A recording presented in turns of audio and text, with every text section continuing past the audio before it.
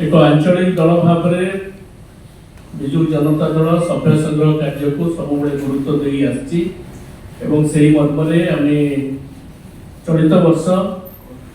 आसंता काली ठारू पुण्यात्मा उत्कलमणि गोपबंधु दास जयंती दिवस यही पवित्र दिन ठारू आम सभ्य संग्रह अभियान कार्यक्रम को शुभारंभ करूँ। आसंता काली दिन 11टा समय आम दलर सभापति श्रीयुक्त नवीन पट्टनायक महोदय ये कार्यक्रम शुभारंभ करेंगे संघ भवन में एवं एक कार्यक्रम रही बहु नेतृवृंद एवं आमर कर्मी भाई मैंने समस्ते उपस्थित हेबे एवं सहित समग्र राज्य रे सबु जिलार सदर महकुमा निर्वाचन मंडली गुड़िक ये कार्यक्रम सभ्य संग्रह अभियान कार्यक्रम साइमल्टेनियसली आरंभ करा ऑनलाइन जोगे समस्ते जोड़ी हेबे सेठारे जिला स्तर रे आम जिलार नेतृवृंद विधायक माने सांसद दल जिला सभापति छात्र युव नेता माने महिला नेतृवृंद एवं जो माने सब प्रतिनिधि अछंती से माने समस्त सेठी उपस्थित रहिबे ये कार्यक्रम को मध्य आरंभ करिवे एवं परवर्ती पर्याय अन्य निर्वाचन मंडली गुड़िक मध्य आमर सभ्य संग्रह अभियान कार्यक्रम को आमे आगे नबु। एई मर्मरे आमे आमर जो सभ्य संग्रह अभियान पे जो कमिटी गढ़ा 22 जन सदस्य जो विधायक मन अच्छा सांसद अन्य नेतृवृंद अच्छा आम निष्पत्ति ग्रहण कर भाव फिजिकली एवं डिजिटली उभय भाव ये सभ्य संग्रह अभियान कार्यक्रम को आम आग को नबू लोक पाखे पहुँचिक दलर श्रीवृद्धि करूँ तार खसड़ा प्रस्तुत कर सूचना देवाई चाहूँगी विगत दिन में सभ्य संग्रह अभियान कार्यक्रम सफलतार सहित निया पाखापाखि प्राइमरी मेंबर 20 पाखापाखि छुईला एवं एक्टिव मेंबर पाखापाखि 3,40,50,000 एक्टिव मेंबर से भाव में आमर कार्यक्रम रही छात्र युवक वर्ग को एथर फोकस रे रखा जाइए ये सभ्य संग्रह अभियान आग धाड़ी रही कार्यक्रम को आगे नेबे मोटामोटी भाव में आसंता काली जो कार्यक्रम आम दल सभापति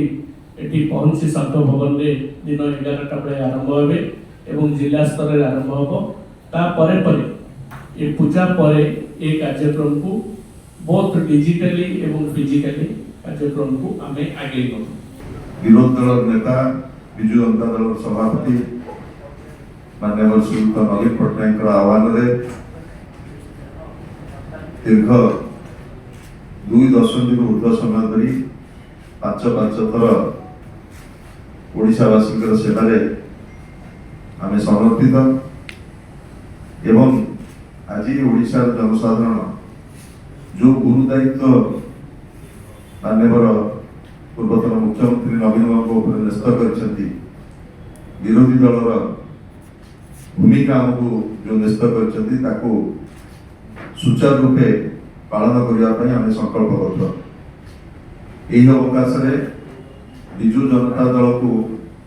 तृणमूल स्तर में शक्तिशाली कर गढ़ी तोड़ापी 2टी पर्याय आमर जनसंपर्क पदयात्रा आरंभ होइछि एवं प्रथम पर्याय 6 तारीख दिन शेष होइछि एवं अभूतपूर्व सफलता आमे प्राप्त करिछु। आमर 30टी जिला एवं 3टी सांगठनिक जिला मध्यरु प्राय 22टी जिले में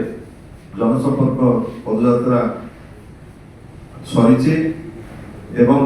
द्वितीय पर्याय जनसंपर्क पदयात्रा द्वितीय पर्याय आरंभ खूब शीघ्र आरंभ हो जहाँ घोषणा करा 21 तारीख रु 30 तारीख पर्यंत द्वितीय पर्याय जनसंपर्क पदयात्रा आम करूँ। आप अनुभव करुवे विगत दिन मानक जिते जनसंपर्क पदयात्रा आम जाऊ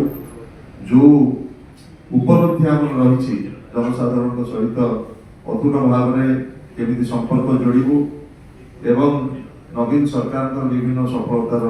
योजना किभली भाव में लोकों पाखे तृणमूल स्तर में पहुंचा आज ठीक से भाव में विरोधी दलर भूमिका आम सठिक भाव में किभली भाव में निर्वाह करूँ एवं ओडिशार जनसाधारण जो अपेक्षा आम पाखे रही